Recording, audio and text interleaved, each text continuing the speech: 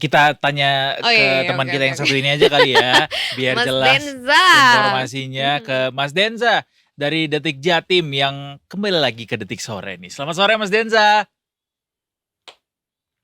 Oh Mai, gimana kabar nih? Alhamdulillah Baik. baik Ih, Mas Edo gak Denza. ditanya kabarnya, Mai doang ingin Enggak, itu ditanya. tadi suaranya ke mute gitu ya kan Mas Udah Denza? tadi. Mas Denza, tadi dengar nggak kita sedikit Iya.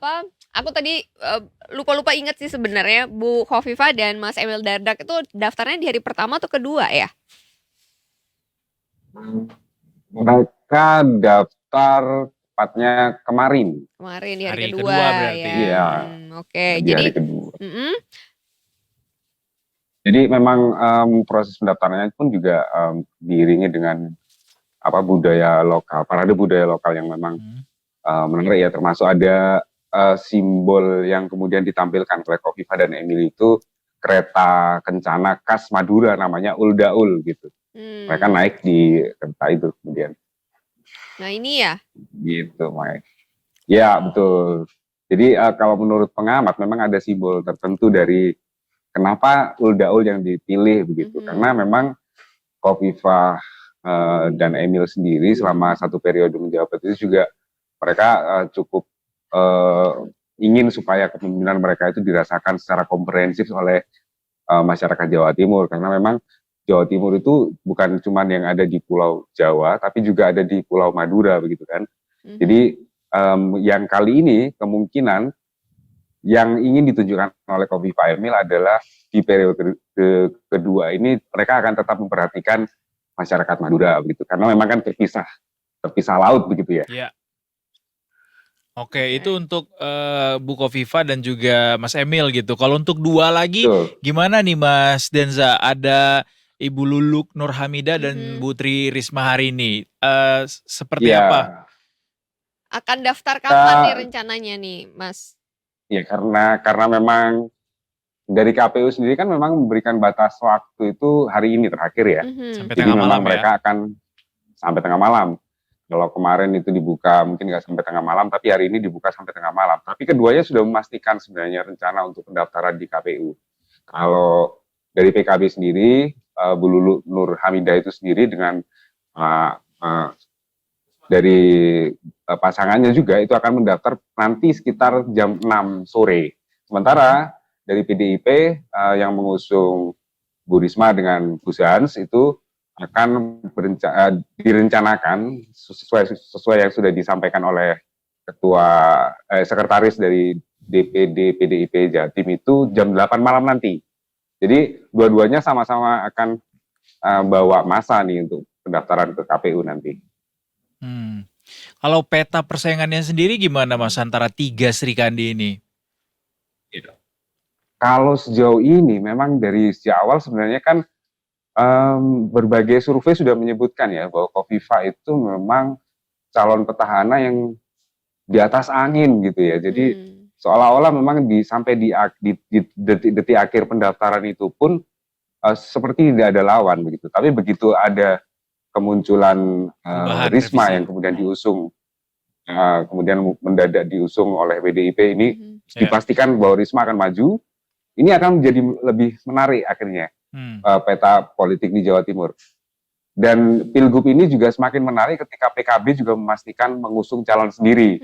Padahal sebelumnya PKB dan PDIP ini kan memang digadang-gadang akan bersatu menjadi kekuatan tersendiri untuk mengusung satu pasangan calon begitu kan.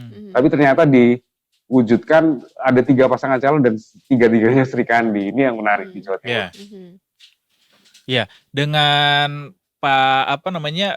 perubahan revisi undang-undang pilkada kemarin kan akhirnya memungkinkan ada partai lain yang mengusung sendiri dan Bu Risma maju, kemudian ada Bu Luluk juga untuk dua Goliath ini karena memang mereka koalisinya kecil gitu. Seperti apa potensi bisa menghadang laju dari Bu Khofifah sendiri, Mas Denza? Iya. Kalau tadi memang dari berbagai survei memang Khofifah itu kan jadi kandidat yang elektabilitasnya sangat tinggi di Jawa Timur. Tapi Khofifah memang Risma tidak bisa dianggap enteng karena sebenarnya kalau ngomong Jawa Timur itu Pilkada Jawa Timur kali ini itu ada 2 kekuatan mensos gitu ya. Bu Iya. Risma sebagai mensos, kemudian Khofifah sendiri dulu pernah menjadi mensos di periode sebelum ini. Nah, ini nggak bisa dibilang terus kemudian ketika jadi mensos jabatannya dimanfaatkan untuk momen pilkada, enggak, tapi bisa dikatakan bahwa popularitas mereka sebagai seorang pejabat publik akhirnya membantu elektabilitas mereka ketika maju di Pilgub Jawa Timur gitu kan. Dua ini yang akan mungkin sangat sengit bertarung di Pilgub Jawa Timur kali ini. Nah, yang menjadi warna tersendiri adalah ketika PKB juga memunculkan satu pasangan calon yang cagupnya atau calon gubernurnya adalah juga perempuan. Dan itu adalah kader PKB sendiri yang juga orang Jawa Timur.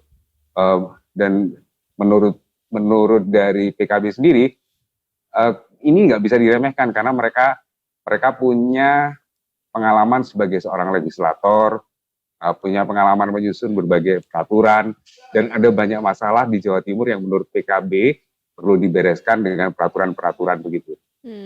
Oke. Nah, Gitu, Mas Denza, yang menarik juga nih kalau kita berbicara dari calon wakil gubernurnya nih ya. Kalau Cawagup ada nama Gus Hans dari Golkar nih yang katanya akan mendampingi Bu Risma gitu. Nah, menariknya bahwa betul. Golkar kan sebenarnya udah masuk di Kimplas gitu ya kalau dari level provinsi gitu ya. Nah, ini kenapa akhirnya memilih untuk all out gitu ya, all out untuk mendukung Ibu Risma begitu? Sebenarnya yang terjadi sebaliknya ya, jadi Gus Hans sendiri ini memang kader Golkar gitu, dan ketika Gus Hans kemudian dalam tanda kutip ini diculik membelot ya. gitu. Diculik. Golkar akhirnya memilih Bu Khofifah gitu ya, all out ke Bu Khofifahnya ya. Jadi per hari ini juga sudah ditegaskan oleh Ketua DPD Golkar Jawa Timur, Muji, bahwa Golkar tetap pada pendirian awalnya kan tetap menangkan Khofifah Emil sebagai pasangan calon yang didukung sesuai dengan komitmen di awal ketika mereka menyerahkan rekomendasi secara resmi pada keduanya. Bagaimana dengan Gus Hans? Menurut Sarmuji, Gus Hans sendiri ini memang tadinya memang kader Golkar ya, tapi ada peringatan dari Pak Sarmuji sendiri bahwa ketika Gus Hans memutuskan untuk maju bersama Risma, yang bersangkutan diminta untuk menanggalkan semua atribut partai. Jadi Gus Hans itu diminta di ultimatum istilahnya ya oleh Pak Sarmuji, jangan sampai kemudian muncul di publik ketika pendaftaran dia memakai atribut Golkar. Gitu. Berarti statusnya bukan kader Golkar lagi, Mas. Nah, ini yang kemudian jadi pertanyaan dan sampai saat ini Pak Sarmuji belum memberikan jawaban yang tegas gitu ya. Apakah memang dengan pengusungan Gus Hans ini sebagai wakilnya Risma dan itu diusung oleh PDIP, ini berarti statusnya sebagai seorang kader Golkar juga otomatis hilang atau dicabut atau dipecat, bisa jadi itu belum ada jawaban tegas. Kita belum ada jawaban ya. Iya, tapi yang tegas disampaikan oleh Pak Sarmuji bahwa itu atribut nggak boleh sama sekali dipakai loh pada saat pendaftaran nanti. Ya tentu sih, karena jadinya membingungkan masyarakat kalau dipakai pasti. Iya, dan ditegaskan juga, Sarmuji bilang kalau Gus Hans maju mendampingi Risma itu pun nggak akan banyak mempengaruhi kekuatan massa Golkar di Jawa Timur gitu sih. Klaimnya seperti itu. Ya kita lihat nanti lah. Tidak cukup menarik gitu ya massa Golkar ya. Itu menarik, Mike. Itu. Memberi bara dong berarti jadi buat Gus Hans sendiri ya. Betul. Gus Hans sendiri sebenarnya sejarahnya dulu memang pernah menjadi tim suksesnya Khofifah di era Pilgub sebelumnya ya 2018.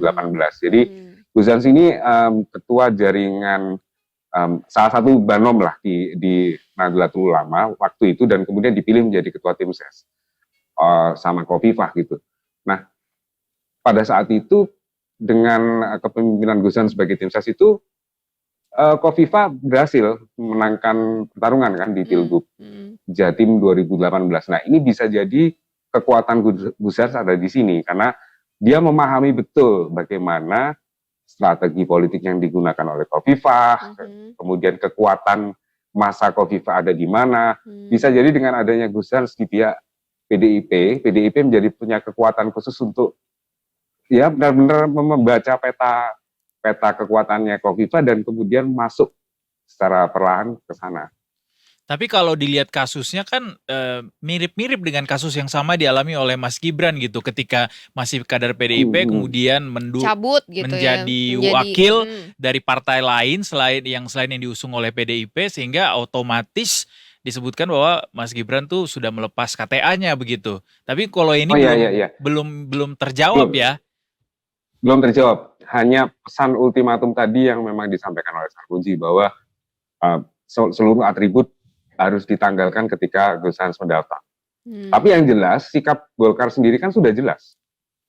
Golkar tidak akan mendukung Gus Hans. Karena yang didukung all out di Pilgub Jawa Timur adalah Khofifah Emil.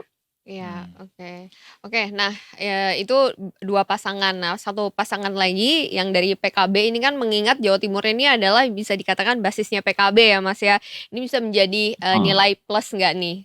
Masih bisa dikatakan basisnya PKB kah gitu? Ataukah ini bisa dikatakan sebagai nilai plus bagi PKB yang mengusung nama calonnya sendiri? Ya, Bu Nur Sana dan juga Lukmanul Hakim ini sebenarnya kan memang, kalau ngomong sosoknya dulu ya, jadi sosok pasangan calon ini sebenarnya memang bagi masyarakat Jawa Timur sendiri belum terlalu familiar, meskipun mereka adalah anggota DPR RI gitu dan memiliki peran penting di sana. Tapi sebagai sosok yang atau kandidat seorang pemimpin di Jawa Timur, keduanya memang bisa dikatakan masih asing gitu ya. Jadi ada dari analisis dari salah satu pengamat politik dari Universitas Trunojoyo Madura itu bilang kemarin, ini PKB ini seolah-olah memang mengusung paslon ini hanya untuk memecah suara begitu. Nah, tapi nggak bisa dianggap remeh juga, karena PKB adalah adalah pemenang Pileg 2024 gitu ya di sini dengan perolehan suara yang besar begitu. Masalahnya yang jadi perebutan di Jawa Timur itu sebenarnya adalah masa Nahdlin atau mereka yang memang menjadi kader dari Nahdlatul Ulama, dan di Jawa Timur itu jumlahnya sangat besar. Sementara di kubunya Khofifah sendiri atau di parpol yang mengusung Khofifah ini punya pengaruh yang sangat besar di Jawa Timur karena dia adalah ketua Muslimat NU sampai saat ini. Muslimat NU di Jawa Timur sendiri punya pengaruh yang sangat besar karena biasanya gini, logikanya itu kalau biasanya dipakai itu para bapak itu akan memilih calon tertentu karena dipengaruhi oleh ibu atau istrinya gitu ya. Jadi ini jadi akan menarik gitu ya. Jadi ada kekuatan yang diadu di situ ketika Gus Hans kemudian diusung oleh PDIP, sementara PKB yang juga memiliki massa yang cukup banyak di Nahdlatul Ulama mengusung Sanah dan juga Hakim gitu ya. Kemudian ada Khofifah di situ yang dengan kekuatan massa muslimatnya. Nah ini pertarungannya jadi akan sangat menarik gitu di Pilgub Jawa Timur. Nggak kalah dengan Pilkada Jakarta ya, yang juga memunculkan nama baru gitu. Tapi ngelihat peta persaingannya Mas Denza, ini kan Kimples seolah-olah tidak seteguh itu gitu dengan Kimplesnya di Provinsi Jawa Timur, karena Golkar sendiri ternyata terpecah dengan bergabungnya Gus Hans ke Bu Risma, kemudian PKB juga beda sendiri gitu. Gimana melihat ini keteguhan Kimples di Jawa Timur sendiri, Mas Denza? Ya, kalau Kimples sendiri pada akhirnya karena PKB tidak jadi satu untuk mengusung Khofifah ya. Ini kita belum tahu penjelasan dari PKB seperti apa, tapi kemungkinan yang sangat mempengaruhi adalah sama keputusan dari MK itu ketika parpol bisa mengusung dengan mudahnya di Pilgub Jawa Timur dengan adanya parliamentary threshold yang kemudian dihilangkan, dan itu jadi momen yang memang oh ya ini aku bisa mengusung sendiri bagi PKB dan juga PDIP. Nah Di Surabaya sendiri sebenarnya Kimples malah terlihat sangat kokoh ya. Mereka bergabung bahkan plus-plus ini. PDIP juga turut mengusung Eri Cahyadi Armuji gitu. Sampai akhirnya muncul ada kemungkinan besar bahwa Eri Armuji di Pilwali Surabaya itu akan melawan kota kosong atau bubuk kosong. Oh gitu. Udah mendaftar beliau? Ya. Sudah kemarin bersamaan dengan Khofifah. Oh sudah ya. Eri Cahyadi dengan Armuji itu mendaftarnya barengan. pagi. Oke. Dan baru satu ya untuk Pilwakot di hari yang sama Eri Cahyadi. Ya betul, karena yang muncul baru pasangan Eri Cahyadi Armuji aja. Yang sampai saat ini memang sudah mendaftar, dan memang belum ada wacana yang akan ada parpol yang mengusung, karena untuk persyaratan yang sesuai dengan keputusan MK kemarin di Pilwali agak lebih sulit ya. Karena persyaratannya ada 20% perolehan yang mewajibkan parpol untuk bisa mengusung paslon sendiri. Tapi ketika ada potensi melawan kota kosong, potensi menangnya juga gimana Mas? Melawan kota kosong ini? Ya, kita lihat dari karena ini adalah pasangan petahana ya di Pilwali Surabaya, Eri Cahyadi dan Armuji adalah wali kota dan wakil wali kota satu periode kemarin gitu ya, yang kemudian maju lagi di Pilwali Surabaya 2024 ini.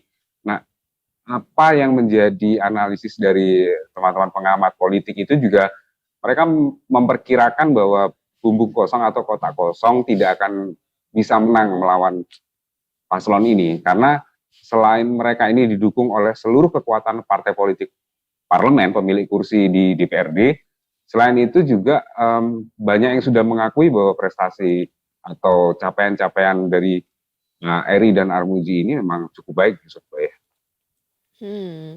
Baik, jadi kita masih menanti ya untuk balik lagi ke Jawa Timur. Kita masih menanti nanti malam kabarnya Bu Risma dan juga Gus Hans untuk mendaftar ke KPUD Jawa Timur.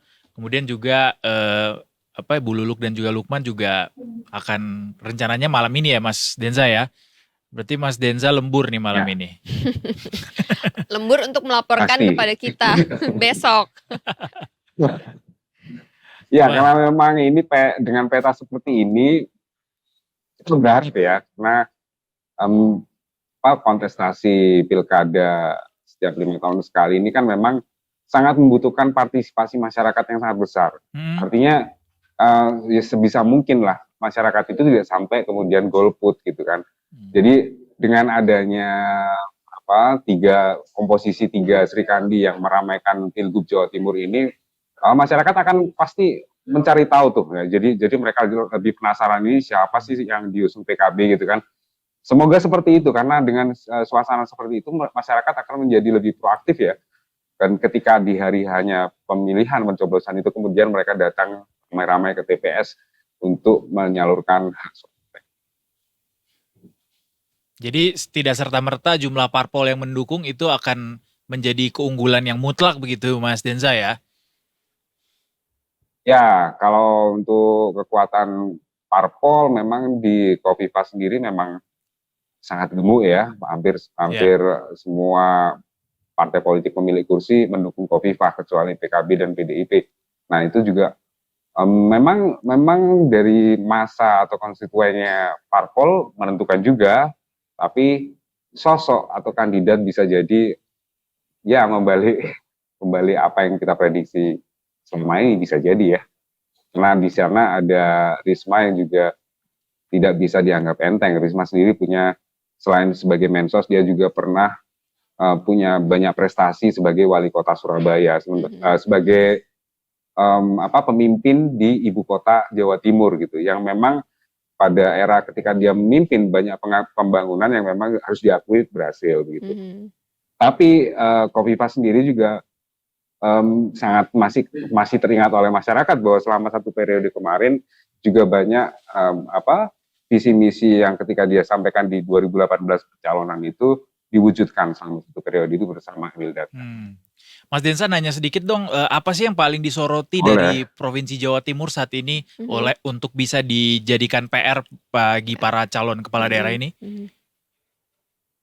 Ya, Provinsi Jawa Timur ini kalau ngomong soal kesehatan di masyarakat itu Pemprov Jatim di era kepemimpinan Khofifah sudah mengklaim bahwa stunting misalnya itu sudah mulai menurun, kemudian kemiskinan juga itu yang tadinya misalnya kalau tolak ukurnya adalah desa tertinggal, diklaim di eranya Khofifah kemarin itu seluruh desa tertinggal sudah tidak ada, artinya Jawa Timur sudah tidak memiliki desa yang tertinggal gitu, yang ada desa yang berkembang begitu kan. Nah ini yang tolak ukur yang memang jadi parameter keberhasilan, tapi memang ada beberapa hal mungkin di dalam hal pariwisata yang perlu ditingkatkan, atau kemudian dalam hal kesejahteraan masyarakat, penyediaan lapangan kerja dan lain-lain, itu yang memang menjadi PR bersama bagi siapapun yang akan memimpin nanti.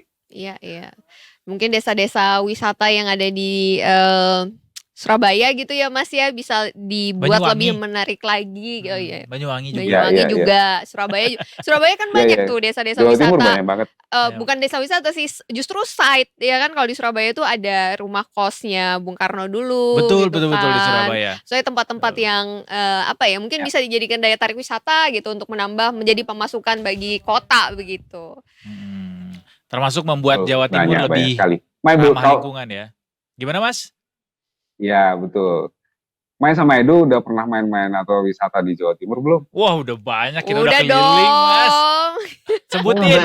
Malang udah, Batu udah, Surabaya udah, Banyuwangi Aku udah. malah belum Banyuwangi. Pacitan udah. Ya Allah, Kenjeran banget. Kenjeran di mana? Surabaya. Kenjeran di kota Surabaya.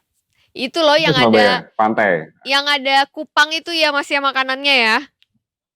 Kupang. Iya. Betul. Lontong kupang itu loh di Kenjeran banyak lontong kupang itu. Ya. Iya, lontong banyak kupang sekali desa wisata di Jawa Timur. Sama kepala mayung. Iya betul. Iya. Sama ke Doli yang baru juga. Kepala mayung. Oh ada kayaknya. Ada, pernah. Saya malah nggak pernah makan di situ. Oh nggak pernah ya? Ya gimana di Surabaya? Jangan mainnya di Sunan Ampel doang nih ya. Jajan di Masjid Sunan Ampel. Oke deh Mas Denza. Ya. Terima kasih banyak ngobrol-ngobrolnya. Nanti kita nantikan ya laporan-laporan ini untuk update-nya hari ini sampai malam nanti kabarnya akan melakukan pendaftaran tuh 2 para calon kepala daerah lainnya akan mendaftar. Oke. Terima kasih Mas Denza. Terima kasih Mas Denza. Salam buat teman-teman Detik Jatim lainnya. Jangan lupa ngopi supaya tetap semangat sampai tengah malam.